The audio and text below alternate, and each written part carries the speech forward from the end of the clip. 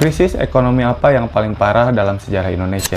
Bangsa yang baru lahir ini belum sempat bernafas lega. Di tengah-tengah perjuangan untuk mempertahankan kemerdekaan, Indonesia juga harus menghadapi berbagai tantangan dari dalam negeri. Apa yang nggak banyak orang ketahui adalah Soekarno sengaja memanaskan pidatonya buat nyiptain musuh bersama.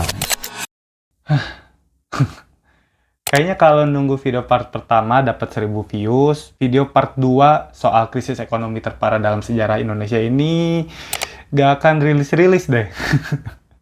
Ya siapa gua anjir? Bukan orang terkenal, terus ini juga channel YouTube apaan? Antah berantah gini. Sebelum lo nonton video part kedua ini, gua pengen lo nonton dulu part pertamanya, biar lo tahu awal ceritanya kayak gimana. Tapi kalau lo udah nonton, tanpa basa-basi, kita bisa mulai lanjut ke pembahasan sekarang juga. Dan seperti biasa, buat Bapak Ibu sekalian, silakan menikmati hidangan kontennya.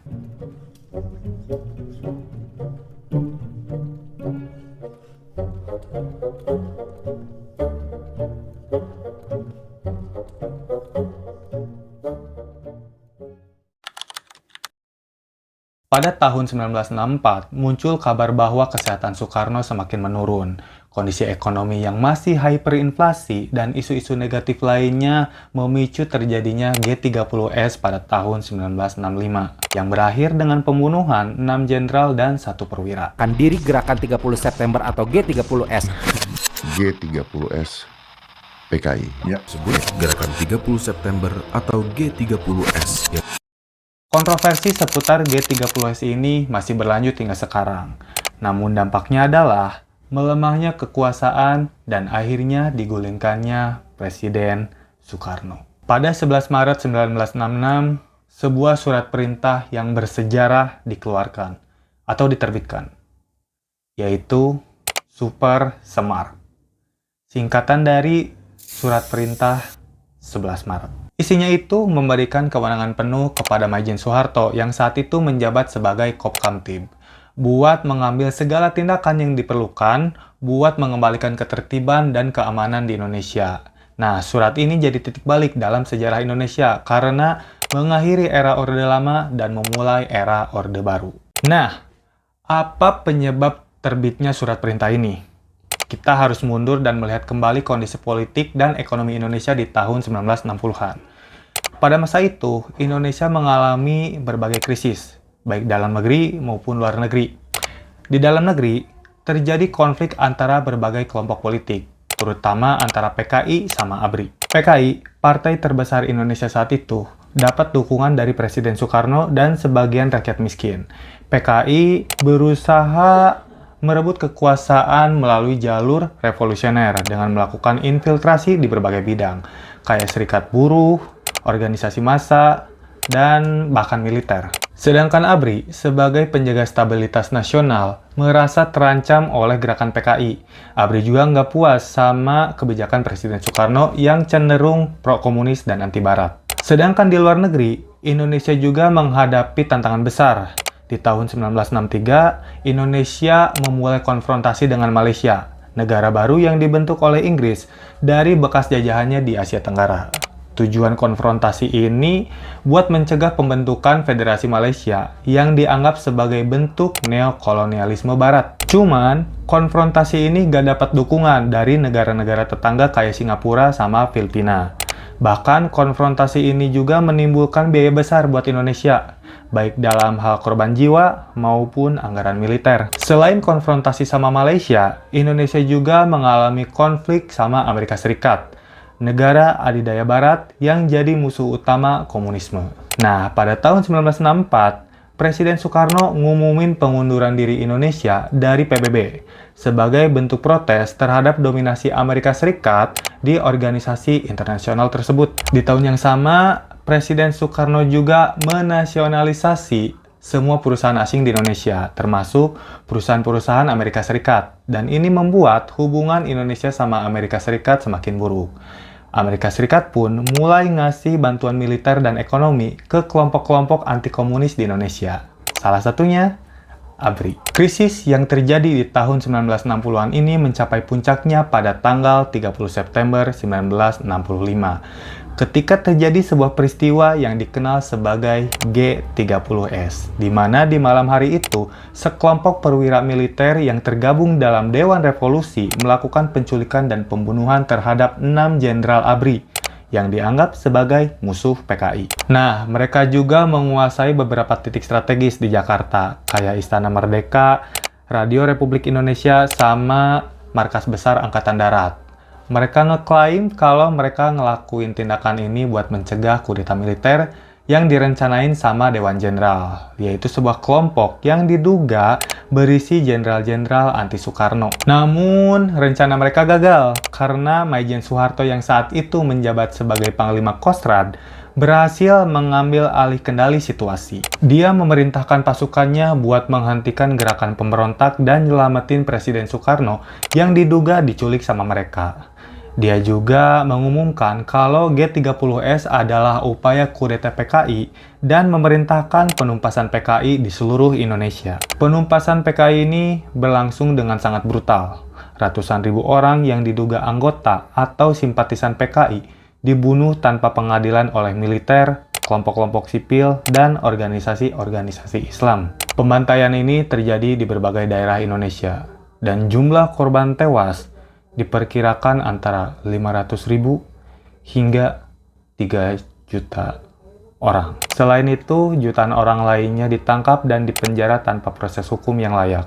Mereka diduga mengalami penyiksaan, pemerkosaan, dan penganiayaan di tangan aparat keamanan dan kelompok-kelompok anti-komunis. Akibat dari G30S dan penumpasan PKI ini adalah runtuhnya kekuasaan Presiden Soekarno. Beliau yang selama ini menjadi simbol persatuan nasional dan kemerdekaan Indonesia menjadi sosok yang lemah tak berdaya. Beliau kehilangan dukungan dari rakyatnya. Beliau juga kehilangan legitimasi dari militer yang menjadi kekuatan utama politik Indonesia saat itu. Dan beliau juga dituduh sebagai dalang dari G30S. Atau setidaknya sebagai orang yang bertanggung jawab atas kegagalan menjaga stabilitas nasional. Di tengah situasi yang kacau ini, Maijen Soeharto muncul sebagai sosok yang kuat dan disegani. Beliau berhasil menumpas G30S dan PKI dan mengembalikan keamanan dan ketertiban di Indonesia. Beliau juga berhasil mendapat dukungan dari berbagai kelompok politik dan sosial, termasuk dari Amerika Serikat dan negara barat lainnya. Beliau pun dipandang sebagai pahlawan nasional dan penyelamat bangsa. Nah, dengan posisi yang begitu strategis ini, Maijen Soeharto secara bertahap mulai mengambil alih kekuasaan dari Presiden Soekarno. Salah satu langkah awalnya adalah menerbitkan Super Semar pada 11 Maret 1966. Senjata itu adalah Super Semar atau tentang Super Semar. Super Semar atau Surat Perintah 11 Maret bertanggal. Surat perintah ini ngasih kewenangan luas kepada Maijen Soeharto buat mengambil segala tindakan yang diperlukan untuk mengembalikan keamanan dan ketertiban di Indonesia. Dengan kewenangan ini, Maijen Soeharto mulai melakukan berbagai perubahan politik dan ekonomi di Indonesia. Salah satu perubahan politik yang dilakuin sama Maijen Soeharto adalah menyingkirkan PKI dari panggung politik Indonesia.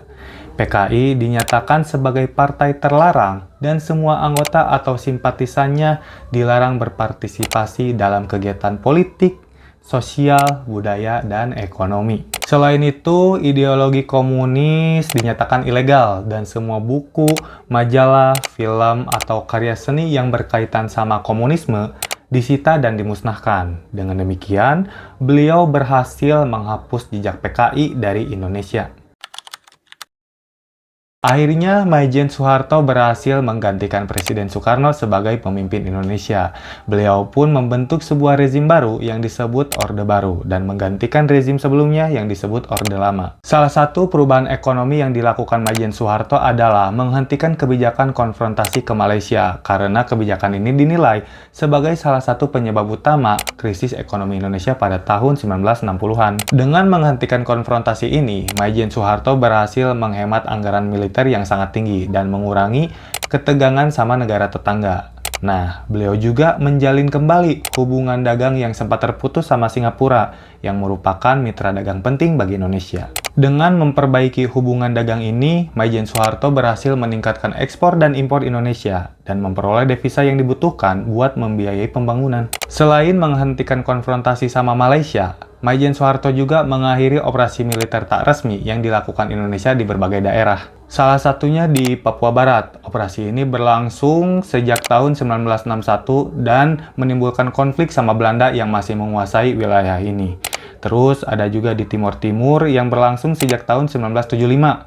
Sama di Aceh sejak tahun 1976 buat menumpas gerakan Aceh Merdeka. Akhirnya, dengan mengakhiri operasi militer ini, Maijen Soeharto berhasil mengurangi biaya dan korban jiwa yang ditimbulkan oleh perang-perang tersebut. Terus, Maijen Soeharto juga ngembaliin properti asing kayak perusahaan-perusahaan minyak, pertambangan, perkebunan, perbankan, dan lain-lain yang nasionalisasi sama pemerintah Orde Lama di bawah kepemimpinan Presiden Soekarno pada tahun 1964 sebagai bentuk protes terhadap campur tangan Amerika Serikat dan negara-negara barat lainnya soal urusan dalam negeri Indonesia. Namun, nasionalisasi ini menyebabkan kerugian besar bagi Indonesia karena menurunkan produksi dan pendapatan dari sektor-sektor yang disebutin tadi. Dengan mengembalikan properti asing ini, Maijen Soeharto berhasil menciptakan iklim investasi yang lebih bersahabat bagi investor asing. Hal ini menyebabkan komunitas bantuan internasional merespon positif permintaan Indonesia untuk melakukan penjadwalan ulang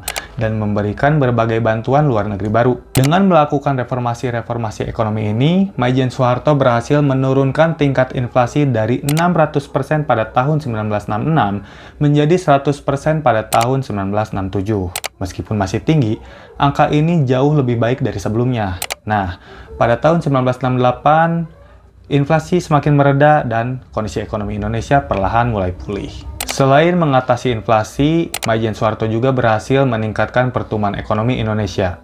Yang awalnya, pertumbuhan ekonomi Indonesia pada tahun 1960-an itu sangat rendah, bahkan negatif. Maijen Soeharto berhasil meningkatkan pertumbuhan ekonomi Indonesia dari minus 1,5% pada tahun 1966 menjadi 8% pada tahun 1969.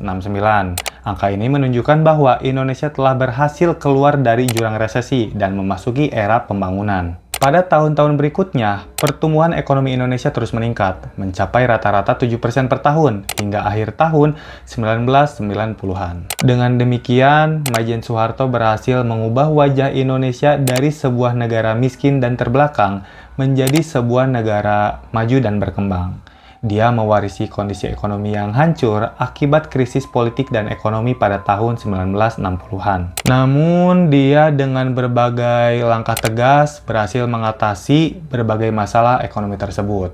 Walaupun ada kontroversi seperti G30S, Super Semar, dan kasus KKN, tidak dapat dipungkiri bahwa ada kebijakan awal Orde Baru yang berhasil dalam meredam krisis ekonomi tersebut. Jadi ya, untuk saat ini mah, ya bersikap objektif sajalah. Tetapi sejarah selalu memiliki sisi gelapnya, termasuk korupsi, kolusi, nepotisme, dan pelanggaran hak asasi manusia yang melibatkan rezim Orde Baru selama 32 tahun. Hingga akhirnya digulingkan oleh gerakan reformasi pada tahun 1998 yang diprakarsai oleh mahasiswa.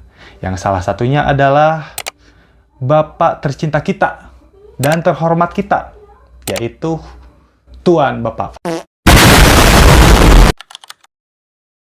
Dari perjalanan panjang sejarah ini, kita bisa lihat kalau Indonesia nggak pernah benar-benar lepas dari tantangan besar, terutama di bidang politik sama ekonomi.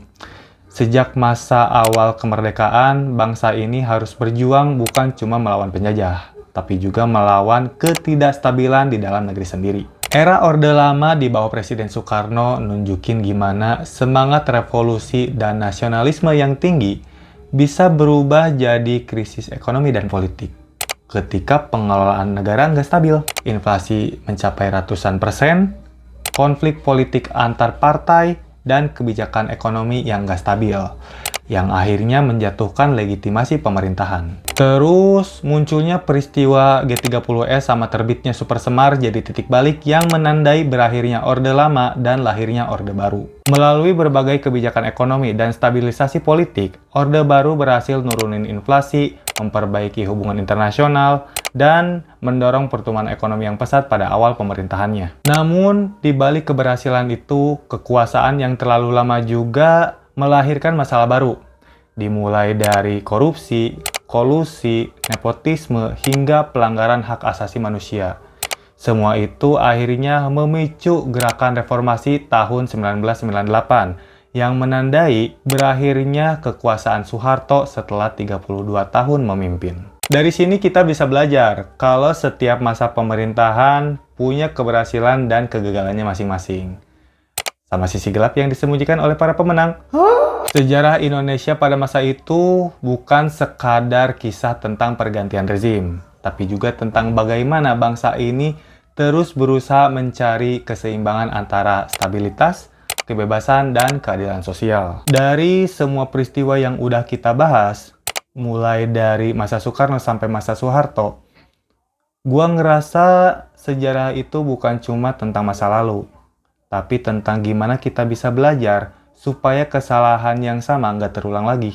Banyak orang mungkin ngerasa kalau sejarah itu ngebosenin, tapi kalau kita lihat lebih dalam, sejarah itu cermin buat bangsa ini. Semua keputusan, kebijakan, dan perubahan besar yang pernah terjadi punya dampak langsung ke kehidupan kita hari ini. Makanya, gua berharap lewat konten kayak gini, makin banyak orang, terutama generasi muda yang tertarik buat belajar sejarah, terkhususnya sejarah Indonesia.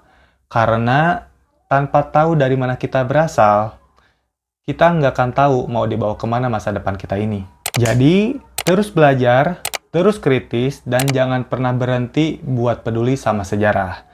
Karena masa depan bangsa ini tergantung dari seberapa baik kita memahami masa lalunya. Ya mungkin segitu dari gua, semoga apa yang gua share ini ada manfaatnya. Sampai ketemu di video selanjutnya. Jangan lupa subscribe, bye!